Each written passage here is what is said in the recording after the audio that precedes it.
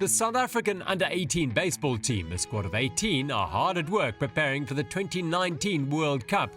One player from KwaZulu-Natal, 8 from Gauteng and 9 from the Western Cape will carry the country's hopes against some of the world's toughest opponents. Well, we're going off to Korea, Seoul, and we got some interesting competition. We started with America, it's ranked first in the world, and then we go to Japan, which is second. And then we got some games which we must win.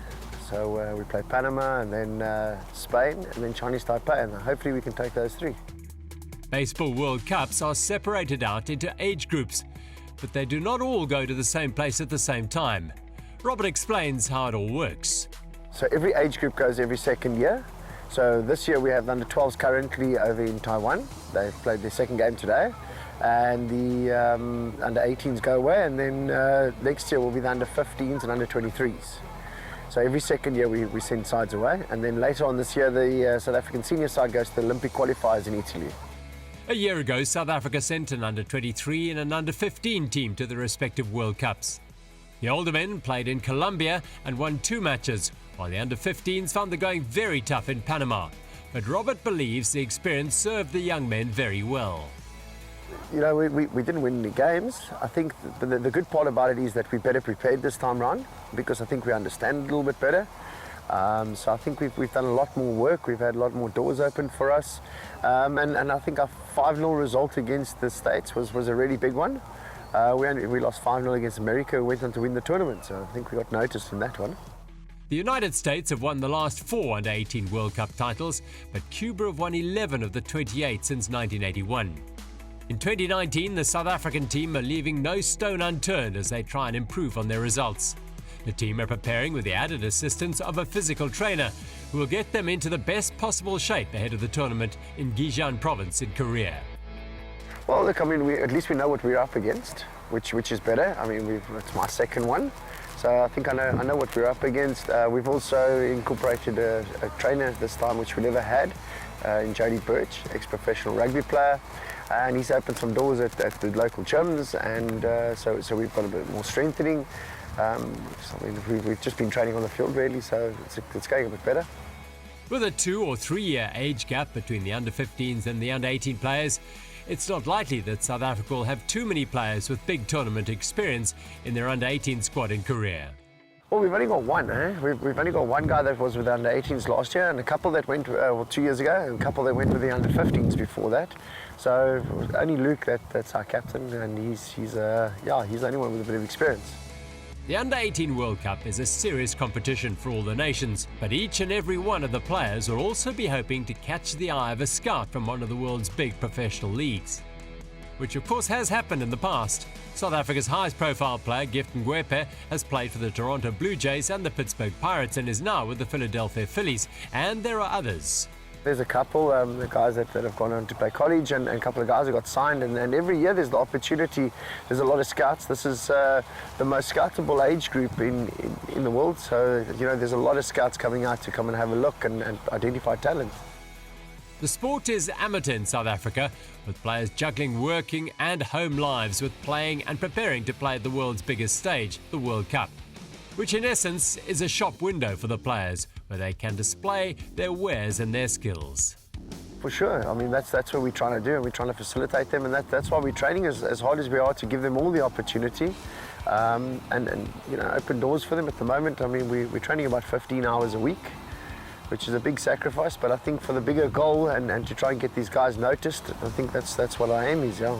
It'll be a tough tournament for the South African youngsters, drawn in the same group as the United States and Japan, as well as Panama, Chinese Taipei and Spain. So what does Robert think the young men have to do to impress the scouts? Well, look, I mean, they just got to perform when they get there. They've got to show some tools. Baseball's all about tools, and if they've got the tools, one of the scouts will pick them up, either for a college, minor league, major league baseball team, you know. And, you know, there's a lot of professional leagues all over the world, so there's a lot of opportunity out there for them. The South African team is currently ranked at 23 in the world. Only Spain at 26 is ranked lower among the competing nations in Korea. Ngwepe is a trailblazer, and he's been followed into the MLB by pitcher Taylor Scott, who plays for the Seattle Mariners. So what is the status of the sport on the ground in South Africa? Look, South Africa, we're growing quite nicely now. You know, different regions are picking up again. Guys like the Eastern Province region is growing nicely, which they were dormant for a couple of years. Old Southwest Districts is growing very well. So yeah, we've got nice growth, and the numbers are getting up there. And yeah, baseball's getting out there for us. I think we've just had the second South African playing in the Major League now. So I think we're starting to get noticed. The under-18 captain is Luke November, who was also a member of the team that went to Canada to the World Cup in 2017. So the Grassy Park youngster has a good idea what to expect when he takes the field in Korea. Going into the first one, it was obviously tough because you don't know what to expect. But going to the previous World Cup, and I know what to expect and what preparation is needed to do my best and to actually perform, not just be a team that makes the tournament. Luke spent 2 weeks in the States last year as a member of the World Select Team, where he had an opportunity to show off his skills in front of 300 college and MLB coaches. That and his experience of the previous Under-18 World Cup gives Luke the ability to motivate and encourage his team. So what will he tell them? Encouraging everybody to work hard, because if we're not going to work hard, we're not going to perform. So 2 years ago, nobody played in the Under-18 World Cup before. So now we have somebody that played there. So we just to work hard and do our best. In 2017, South Africa were the lowest ranked team in the Under-18 World Cup, and they failed to win a game in their pool or in the consolation rounds. 2 years on, and they're ranked 6 places higher and have a player with World Cup experience in Luke November in their squad. 2 years ago, when we got there, we saw all these big guys, because we're not that big compared to them. Well, I'm not the biggest either, I'm pretty small, but everybody's big and everybody looks the part, and as soon as they start playing, they're just exceptionally good because they've been playing at a high level from the age of 8 or 10. Our level's not as high here, but we're obviously working hard to get to that elite level. 2 years ago, I can say I was very unprepared. Even though I did my best, but I didn't know what I needed to do to be the best. So now we worked harder, we hit the gym, we got stronger, faster, quicker. Yeah, so we just worked a lot harder, and we looking to excel beyond what we did 2 years ago. There's no shortage of motivation for the young men as they head to Korea. They're representing their country, but also facing a golden opportunity to produce something special that might just lead to a life-changing chance overseas. We're also playing for our team, but obviously we're also trying to make a pro career out of it, get to a college. So you have to factor everything in and just play to the best of your ability. That's pretty much all you can do.